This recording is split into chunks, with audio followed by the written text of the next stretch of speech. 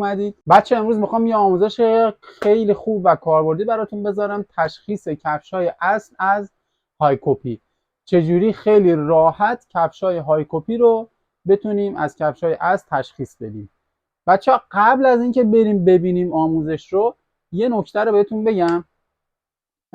بعضیا نمیدونن کلمه های کپی چیه. های کپی از کلمه های کوالیتی کپی پیست میاد، به این معنی که کپی برداری با بالاترین کیفیت و متریال هست که واقعا تشخیصش برای همه آسون نیست. بعضی اصلا میتونن تشخیص بدن، بعضی اصلا نمیتونن تشخیص بدن.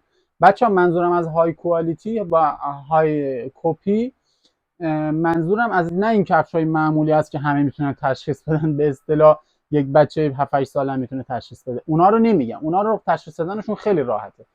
منظورم کفش‌های های کوالیتی هست که واقعا تشخیص دادنشون کار هر کسی نیست، که ما خودمون هم حتی بعضا به اشتباه میخوریم و حتی کفش‌های فیک رو متوجه نمیشیم، جز اینکه از جای معتبر خریداری شده باشه و 100% مطمئن باشیم که این کفش اصل هست.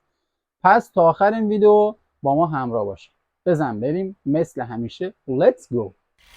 عزیز، من 5 مدل کفش براتون آوردم، 5 تا دانک براتون آوردم که بهتون بگم یکی از اینا های کپی هست متاسفانه و 4 تای دیگهش اصل هست.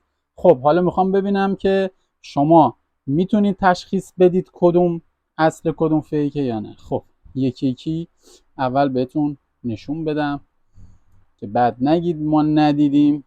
خب این شماره 1، این شماره 2، این شماره 3، این شماره 4، این هم شماره 5. بچه ها سایزاشون متفاوت هست، اگر میبینید کوچیک یا بزرگ هستن اون دلیل بر اصل بودن یا کپی بودن نیست، سایزاشون متفاوت هست. خب بچه ها به نظر شما کدومه؟ تو شماره 1، 2، 3 یا 4 یا 5؟ خب 5 ثانیه بهتون فرصت میدم که انتخابتون رو بکنید و فکر کنید.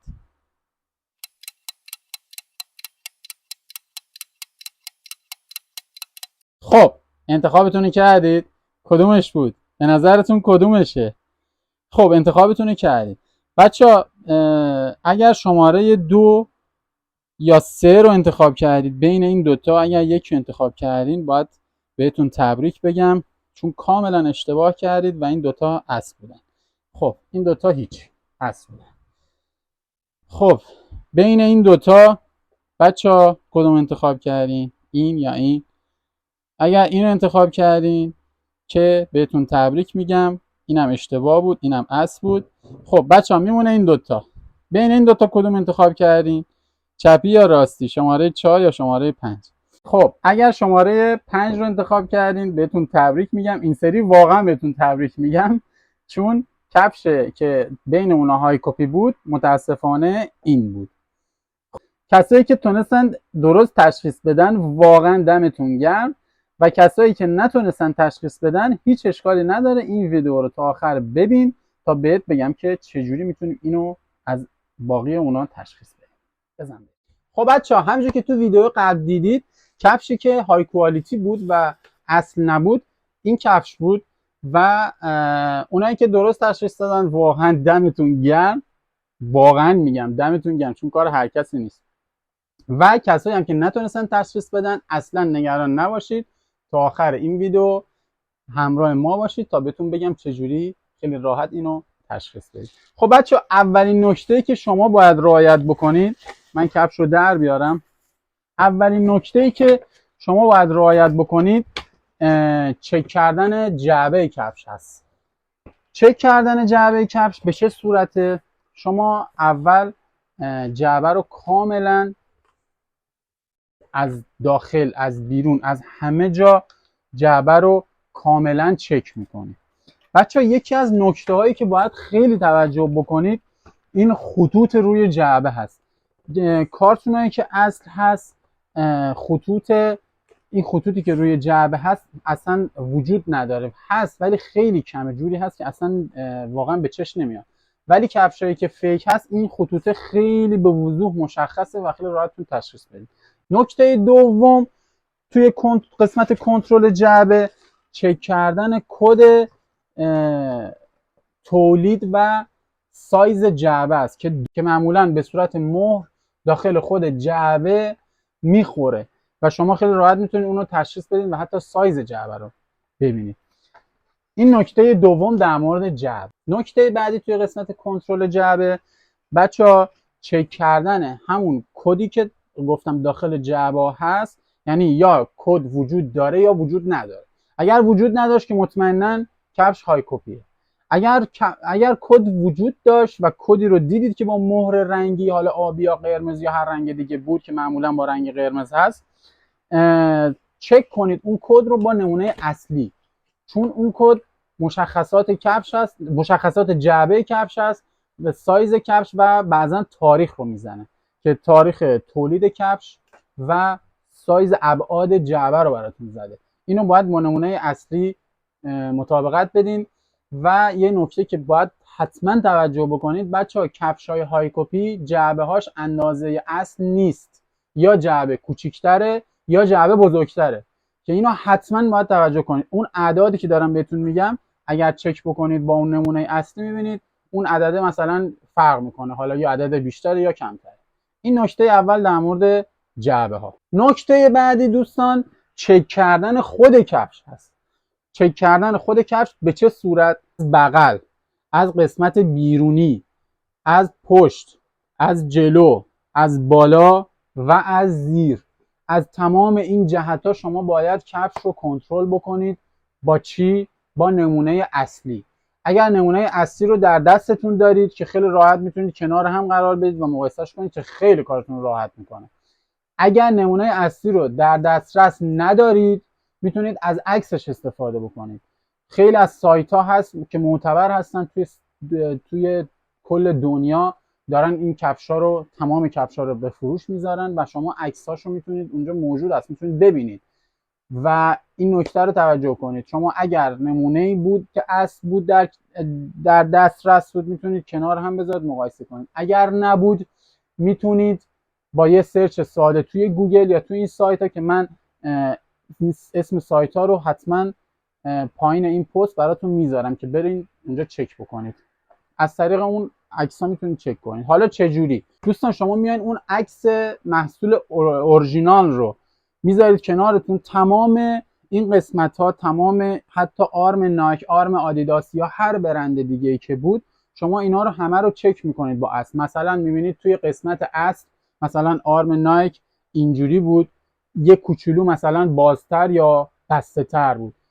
این تفاوت‌ها رو خیلی راحت میتونید بفهمید اگر کنار هم بذارید. از پشتش مثلا میبینید این آرم نایکش مثلا یه مقدار چیز داره، یه مقدار تفاوت داره، بالا پایین داره، کوچیک و بزرگ داره، یا این قسمت پایینش همینجور، یا قسمت زبونه کفش خیلی مهمه، اینا رو باید حتما چک کنید دوستان.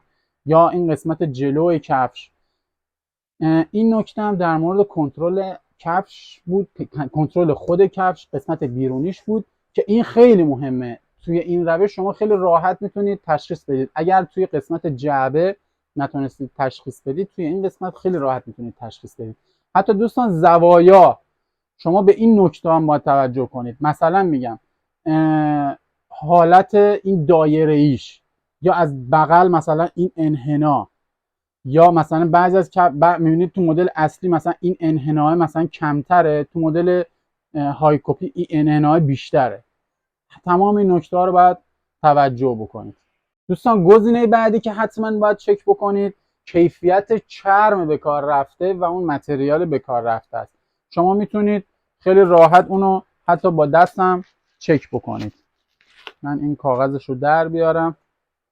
دوستان الان میبینید که من اینجا با یه فشار خیلی راحت میبینید چجور تغییر شکل میده، خیلی راحت میره پایین.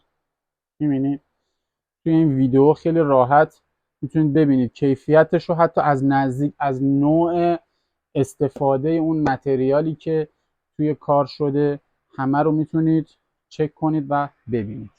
دوستان گزینه بعدی که باید چک بکنید کفی کفش هست. شما کفی کفش رو در بیارید کامل، کفی کفش رو در بیارید، میبینید که با اون مدل‌های دیگه مدل اصلش فرق داره. چجوری؟ این نوع چسبایی که ته کفش هست، رنگش، حتی نوع برشش، جای این لوگو، اینا میبینید مثلا یه تفاوتایی داره. تفاوتاشو حتما باید چک کنید. گزینه بعدی که باید رعایت بکنید و کنترلش بکنید دوخت داخل کفش هست. یعنی شما وقتی این کفی رو در آوردید دوخت داخل کفش رو هم چک بکنید، میتونید خیلی راحت متوجه بشید. ناگفته نماند تمام این کنترل ها رو شما باید با یک کفش اورجینال کنترل کنید، چون به این راحتی نمیتونید تشخیص بدید. شما الان مثلا داخل اینو ببینید، خب میگید خب دوخته دیگه، دوخته شده. باید با یه نمونه اورجینال مقایسه کنید تا متوجه بشید. و نمونه‌های اورجینالش هم اگر همونطور که گفتم اگر در دسترستون هست که خیلی راحت میتونید کنترل کنید، اگر در دسترستون نیست میتونید به سایت ها مراجعه کنید. باز من یه سری آنباکسه از کفش‌های مختلف، کفش‌های روز دنیا دارم توی کانالم میذارم که میتونید با یه سرچ ساده توی کانال من پیدا بکنید اون کلیپا رو و این کفشی که تو دستتون هست با این نمونه اصلیش خیلی راحت میتونید مقایسه بکنید. من کلیپای آنباکسینگش رو میذارم حتما. مورد بعدی دوستان چک کردن بارکد کفش هست. بارکد کفش رو حتما چک بکنید. چجوری چک بکنید؟ چجوری چک کردنش مهمه دوستان. خیلی اصلا میان میگن که مثلا شما گوشیتو بیای بگیری جلوی اون بارکد کفش، مثلا اسم کفش رو میاره بالا و فلان و اینا. دوستان برای اون نمونه فیک خیلی تابلویی که بهتون گفتم که خیلی راحت میشه تشخیصش داد، اونا اگر گوشی رو بگیری رو بارکدش اوکی برات تو گوگل باز نمیکنه، ولی کفشی که با این کیفیت ساخته شده خیلی راحت بارکدش هم عین واقعیش ساختن. یعنی شما گوشیتو بگیری خیلی راحت توی گوگل بهتون نشون میده. یا اینکه مثلا میگن که بارکد کفش رو بیان شما توی گوگل سرچ بکنید خیلی راحت میاد بهتون نشون میده. خب اینا ملاک نیست. شما نوع بارکد و عددهای بارکد هست که مهمه براتون و تاریخ ساخت. تمام این جزئیات داخل بارکد نوشته، شما اینا رو باید چک بکنید، وگرنه اون عدد کد استایل مربوط به کفش که خیلی راحت اونو یک کسی که با همچین کیفیتی اینو ساخته اونم میاد تولید میکنه و میزنه و شما یه سرچ میکنید تو گوگل عین همین کفش میاد بالا، میگین خب پس اصله، به خوبه، آفرین، دستش هم درد نکنه. ولی این اشتباه است، این کارو نباید بکنید. شما باید بارکد رو کامل، تاریخ تولیدش و سری ساختش، اینا رو چک بکنید. نکته بعدی دوستان وزن کفشه. حتی وزن کفش رو هم، از وزن کفش هم شما میتونید خیلی راحت بفهمید با نمونه خودش، نه اینکه با یه نمونه دیگه. حالا نایک بالای 10,000 تا مدل داره، شاید هم بیشتر، شاید هم 20,000 تا. دقیق در این مورد اطلاعی ندارم که چند مدل داره. شما نمیتونید بیارید مثلا یه مدل دانک رو با یه مدل جردن مقایسه بکنید. حتی سایز بندی، شما مثلا بیاید بگید که خب سایز 40 تو دستتونه، مثلا بیاید با 44 مقایسه کنید، خب معلومه که وزنش بیشتره سایز 44. مدل عین مدل، حتی اگر طرحش هم فرق بکنه شاید یه چیزی توش درش به کار رفته که وزنش رو برده بالا، اونم نه، عین همین مدل باشه، سایزش هم همین سایز باشه، اون موقع است که شما از روی وزن میتونید تشخیص بدید که چجوری هست. چون بعضی از کفش‌های فیک یا وزنشون کمتره یا وزنشون بیشتره، از این طریق هم میتونید خیلی راحت تشخیص بدید. نکته بعدی دوستان استفاده از بلک لایت هست. بلک لایت رو متاسفانه هر کسی در دسترس نداره که بخواد خیلی راحت اون رو چک بکنه، ولی خب از این دستگاهی هست که شما تراولا رو میتونید باش چک بکنید، تقلبی بودن رو ازش تشخیص میده تراول چکا رو. از همون دستگاه میتونید برای کفش‌ها استفاده بکنید که اونم گزینه خوبی هست. من الان توی ویدیو بهتون نشون میدم که از بلک لایت چجوری میتونید استفاده کنید. برای کنترل کردن با بلک لایت به این وسیله ما نیاز داریم که بهش میگن بلک لایت، یا همون وسیله که باش تراول چکا رو چک میکنن، بهتون گفتم. خب برای این کار کافیه بچه‌ها نور رو خاموش کنیم و بریم یه جایی که تاریک باشه و بلک لایت رو روشن کنیم. با بلک لایت خیلی راحت میتونیم چک کنیم کفش رو. خطوط دوخت کفش خیلی راحت توی ویدیو مشخص هست میبینید و مشکلات کفش اگر مشکل داشته باشه میاد بالا. خب اولین مشکل بچه این مارک هست که میبینید توی نسخه اصلی همچین مارکی وجود نداره. اگر توی هر کفشی همچین مارکی دیدید بدونید اصل نیست. نکته دوم دوخت کفش هست. میبینید که چقدر دوخت کفش نامنظم هست و ته کفش رو هم میبینیم. ته کفش مورد خاصی نداره. بچه این کفش خیلی شبیه از ساخته شده و متاسفانه تشخیصش خیلی سخته و با دیدن این مارک خیلی راحت بفهمید که اصل نیست. من الان یه مورد اصل رو براتون چک میکنم. مثلا اینو میبینید که هیچ مشکلی نداره، هیچ آب مشخصی نداره و دوختش هم خیلی تمیز و شیک. این مدل رو هم چک میکنیم. اینو میبینید که دوخت کفش چقدر تمیز و مرتب مشخصه توی ویدیو.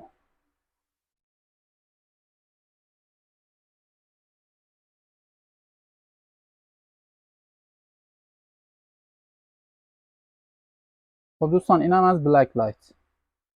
خب دوستان نحوه استفاده بلک لایت رو هم دیدید و دیدید چجوری نشون میده تقلبی بودن یا نبودنش رو.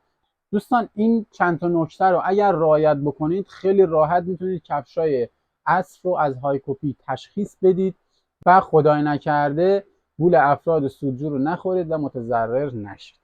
این ویدیو رو اگر دوست داشتید لایک کنید، سوالی اگر داشتید کامنت بذارید و خیلی خوشحال میشم که کانال ما رو سابسکرایب بکنید. خیلی دوستتون دارم. خدا نگهدار. Let's go.